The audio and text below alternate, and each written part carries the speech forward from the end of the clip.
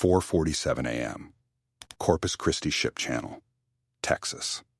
A bunkering barge called the Meridian was sitting low in the water, its fuel transfer hoses still dripping diesel as the first gray light touched the Gulf horizon. The air smelled of salt and petroleum distillate, the particular chemical heaviness that settles over active bunkering yards before the wind picks up off the water. On the dock, a port operations manager named Roland Castile was signing off on a routine delivery receipt. 841,000 gallons of low-sulfur marine diesel, transferred to a Panamanian flagged bulk carrier. Everything looked correct. The meter printout matched the manifest. The tanker's draft marks were consistent with a full load. Castile initialed the bottom copy and handed it back without looking up. 62 miles offshore, a second vessel was waiting. The bulk carrier never reached open water on its filed route. It rendezvoused with a ghost barge running without AIS transponder signal, transferred 720,000 gallons of the fuel it had just received, and continued to its declared destination carrying only a partial load. The paperwork showed a full delivery. The harbor master's flow meter told a different story. That gap, 340 gallons on a single September 2025 receipt, was the thread that unraveled $184 million in sanctions evasion. Gulf Meridian Bunkering LLC was registered in Corpus Christi in March 2021. On paper, it was a mid-size marine fuel broker supplying commercial tankers transiting the Corpus Christi Ship Channel, one of the busiest petroleum transit corridors on the Gulf Coast. The company held a clean CBP compliance record going back 4 years. No violations, no flags, no suspicion. The operation director was a man named Stephen Arevalo, 43, a former marine logistics coordinator who had worked 2 stints at legitimate bunkering firms before founding Gulf Meridian. He drove a sensible truck. He paid his taxes. He attended quarterly port authority meetings. He coached youth soccer on Saturday mornings in the fall. By every visible measure, he was unremarkable. Neighbors described him as quiet. Co-workers described him as professional. No one who knew him professionally, when later interviewed by investigators, expressed surprise and meant it. Underneath that surface, Gulf Meridian was routing refined low-sulfur diesel to Iranian-flagged tankers that had been repainted and re-registered as Panamanian registry vessels. The repainting happened in international waters, southeast of the Yucatan Channel, using a process documented in later court filings as a 3-step flag wash. The vessels carried forged IMO certification plates. Their satellite transponders broadcast coordinates that placed them hundreds of miles from their actual locations. The forgeries were detailed enough to pass visual inspection at distance. They were not designed to survive a close boarding. The fuel itself was invoiced to real, legitimate customers. Gulf Meridian would issue a delivery order to a commercial tanker. The tanker would receive partial fuel at the Corpus Christi bunkering yard. The remainder was intercepted by one of 3 ghost barges operating offshore without registered call signs, then transferred to the waiting Iranian vessels at coordinates that fell just outside U.S. maritime jurisdiction. 22 months. 4.6 million gallons unaccounted for. $184 million moved through 3 shell brokers and a corresponding bank in Larnaca, Cyprus. The investigation began with a single analyst in Houston. HSI Trade Fraud Unit, Houston Field Office, October 2025. Special Agent Dana Holbrook was running a routine review of bunkering receipts flagged for anomalies at Gulf Coast ports. Holbrook had spent 11 years in financial crimes work before moving to trade fraud, and she had a particular way of reading numbers, not for what they showed, but for what they didn't. Her unit processed hundreds of these reviews monthly, most resolved quickly. Clerical errors, meter calibration drift, rounding discrepancies. Surveillance monitor wall footage shows investigators pulling up the Gulf Meridian receipt dated September 17, 2025. A fuel flow meter log from Corpus Christi berth 7 alongside the delivery manifest. The numbers are visible on screen. A 340-gallon variance on an 841,000-gallon transfer. Less than 0.05%. A number small enough to disappear inside normal rounding. It should have been invisible. Forensic photography captures a spread of 22 months of Gulf Meridian receipts laid against harbor master meter logs on an evidence collection table. Holbrook pulled them all before closing the anomaly. The variance shows up on every transfer visible in the documents on screen. 300 gallons, 400 gallons, repeated across the stack, small each time, invisible at the individual transaction level. visible only when the full run is laid out under the lights. Across 22 months of transfers, the cumulative shortfall was 4.6 million gallons of diesel, with an estimated market value at Gulf delivery prices of $31 million. One detail stuck with her. The meter logs showed every variance appeared on transfers using one specific set of bunkering hoses, a secondary transfer rig that Gulf Meridian operated on a separate dock section from their primary equipment.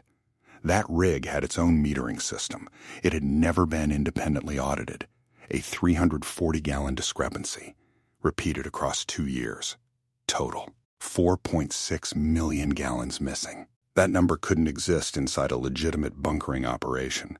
Holbrook opened a joint file with CBP. The morning she opened that file, she did not know she was looking at a sanctions-evasion ring. She thought she was looking at fuel theft. The two agencies would spend 6 months proving it was something far larger. HSI and CBP assigned a joint surveillance team to Corpus Christi in November 2025. The initial footprint was small. 4 agents rotating through dockside observation posts, 2 unmarked vehicles running license plate reads on vehicles accessing Gulf Meridian's secondary dock section, and a single fixed camera positioned on the outer breakwater with line of sight to berth 7. The agents worked in 4-hour rotations.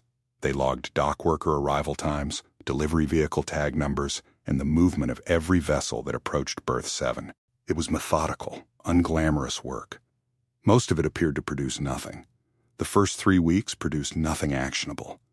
Gulf Meridian's operations looked routine. Tankers arrived, took fuel, departed on their filed routes. Dock workers moved with standard efficiency. Aravalo came and went at predictable hours. The surveillance team very nearly rotated out. The case very nearly went back to the audit pile.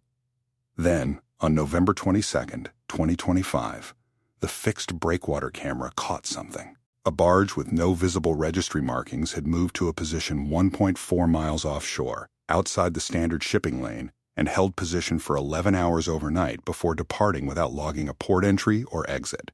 No AIS signal, no call sign, nothing in the vessel traffic database. The following day, a tanker that had fueled at Gulf Meridian's secondary dock departed Corpus Christi on a filed route toward the Yucatan Channel. AIS tracking placed it on course.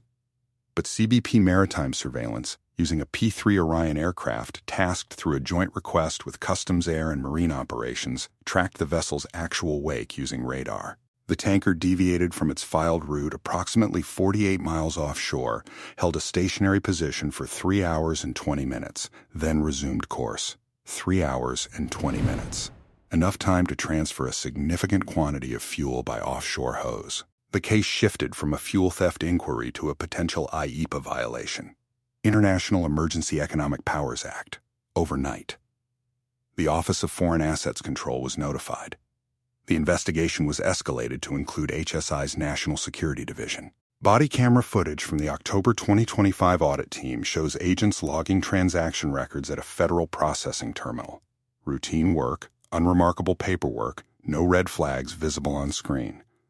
Not one of them was running a surveillance file tagged Iran. Here's the part that doesn't make sense on the surface. Gulf Meridian had operated for 4 years without a single CBP flag. Not because the operation was airtight, but because the variance was engineered to be invisible at the individual transaction level. The scheme was designed by someone who understood exactly how port audits worked, what tolerance thresholds triggered review, and how to stay below them. Interrogation room footage shows federal attorneys reviewing the completed case file. A straightforward paper trail, shelf after shelf of receipts and wire records. The surveillance monitor wall behind them displays the network's full run. What the footage makes plain is not the scale of what was moved. It's how long something this simple stayed out of that room. HSI financial investigators are seen in the evidence collection scene, spreading printed corporate filings across a table. A Cyprus freight company, a Maltese marine insurance broker, a Dubai fuel trading operation. Forensic photography documents each registered office record laid out in sequence. The paperwork showed compliance filings, nominal staff rosters, registered addresses. No footage existed of any of them conducting actual business. The payment flow ran in a loop. Iranian buyers, operating through the Dubai entity, paid into a Maltese account.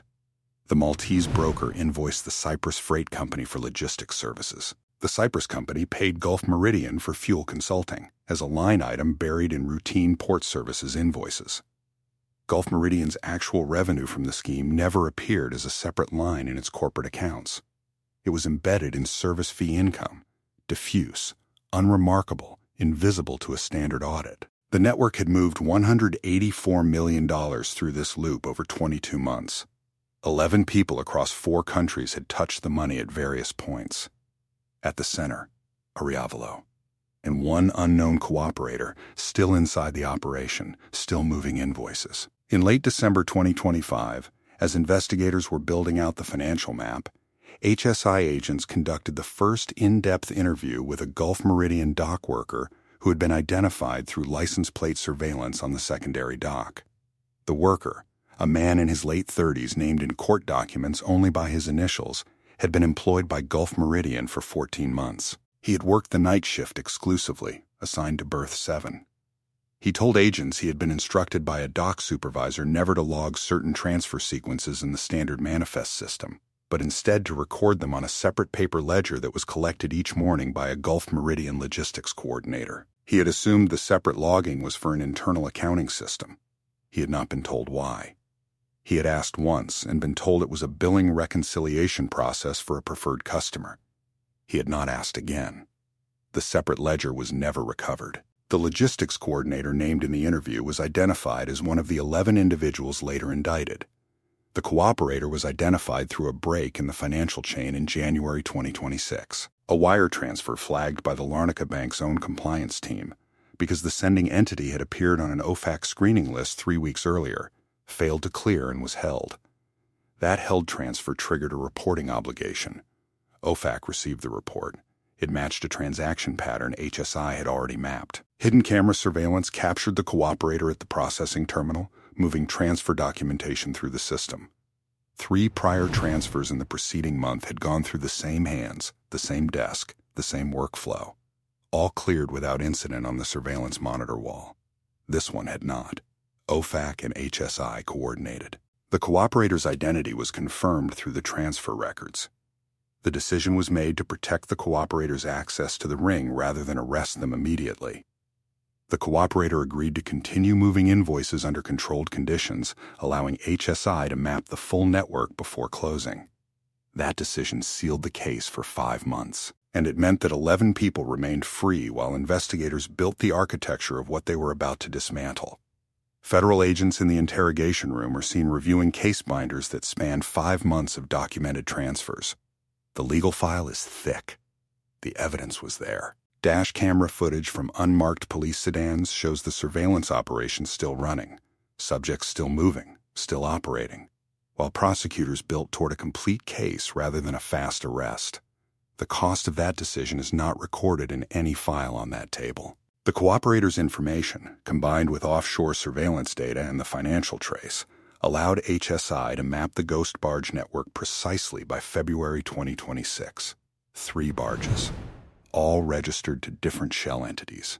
2 operated out of international waters south of the Texas coast. 1 worked a secondary route near the Louisiana offshore platforms. The 2 Texas side barges were the primary transfer vessels. They operated on a 21 to 28-day cycle, moving offshore, receiving diverted fuel from Gulf Meridian-supplied tankers, holding position, and then rendezvousing with Iranian vessels, now operating under Panamanian registry with falsified IMO documentation that approached from the southwest. The Iranian vessels waited outside the 200 nautical mile exclusive economic zone during transfer cycles, then moved in under darkness to receive fuel and departed before first light. CBP air and marine operations tracked 3 separate transfer events between November 2025 and March 2026 without interdicting. Allowing the transfers to continue was operationally necessary to avoid alerting the network. It was not comfortable. One detail that stuck with me, reading through the case filings: the ghost barges were inspected twice during the surveillance period by Gulf Coast maritime safety inspectors conducting routine vessel checks. Both times, the barges were found in port at their registered berths, presenting as inactive. The offshore operations happened on a schedule that avoided those inspection windows. Someone with knowledge of the inspection calendar was sharing it. Undercover surveillance footage from the period shows an unidentified figure at the edge of frame near the courier arrest scene, present in multiple clips, never close enough for a positive ID. That source was never conclusively identified.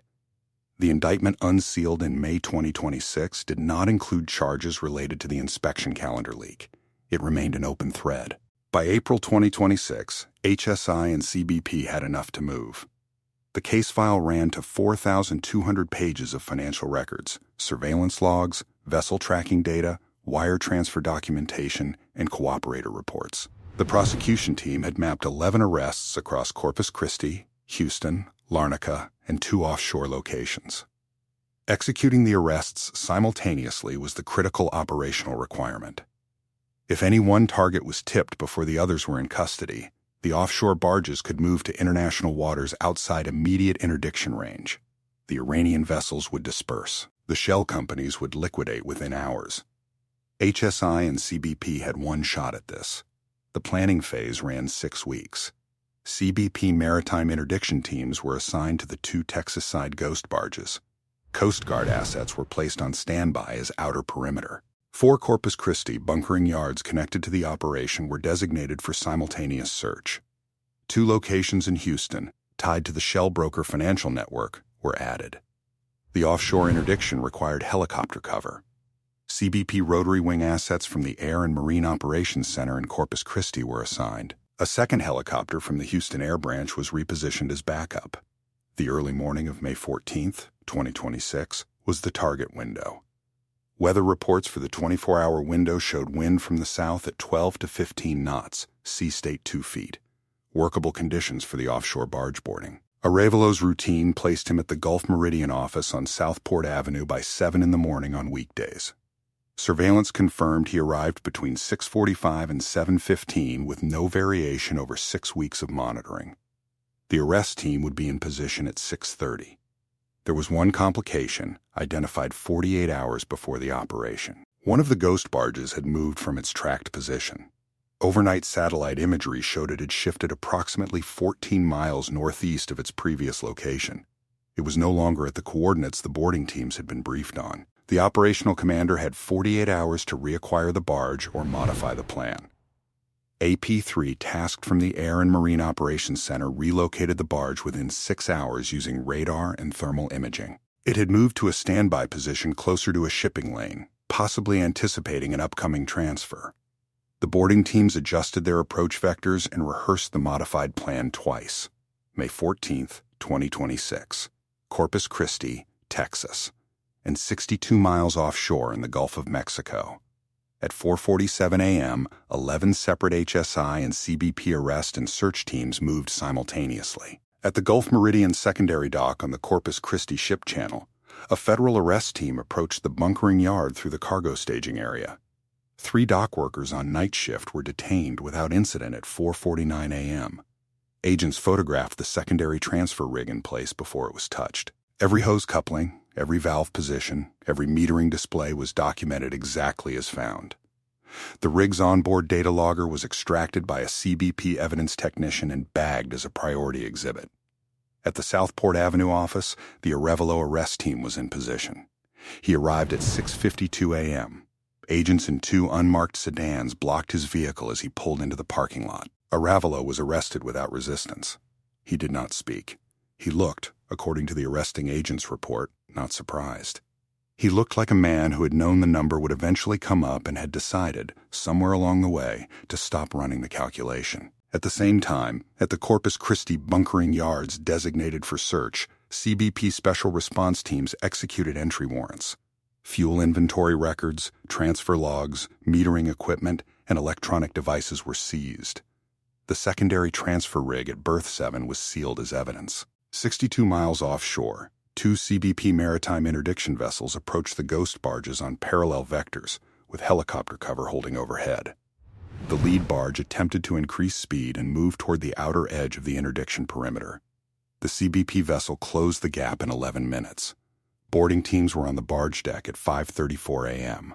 4 crew members were taken into custody. The second barge surrendered without movement. The seized vessels were escorted to Corpus Christi under CBP escort. The fuel remaining aboard the barges, approximately 1.2 million gallons, was impounded as evidence. In Houston, search warrants executed at 2 commercial addresses tied to the Shell broker financial network produced electronic records and a significant volume of cash held in a leased vault space. 11 arrests total, across 4 locations, in under 3 hours. What do you think? Did the 5-month delay to protect the cooperator serve justice here, or did it simply let the operation run too long? That's a question worth sitting with. Drop your answer in the comments.